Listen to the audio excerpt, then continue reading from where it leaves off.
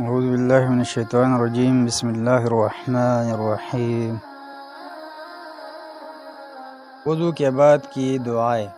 نبی اکرم صلی اللہ علیہ وسلم نے فرمایا، جب کوئی اچھی طرح وضو کرے پھر یہ دعا پڑھے تو اس کے لیے جنت کے 8 دروازے کھول دیے جاتے ہیں، جس سے چاہے داخل ہو جائے۔ اشہد ان لا الہ الا اللہ وحدہ لا شریک لہ واشہد ان محمدا عبدہ ورسولہ۔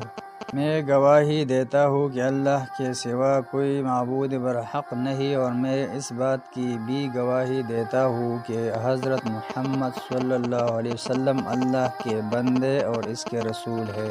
نمبر 2، نیز یہ دعا پڑھے، اللہم اجعلنی من التوابین واجعلنی من المتطہرین۔ اے اللہ، مجھے توبہ کرنے والوں اور پاک صاف رہنے والوں میں سے کر دے۔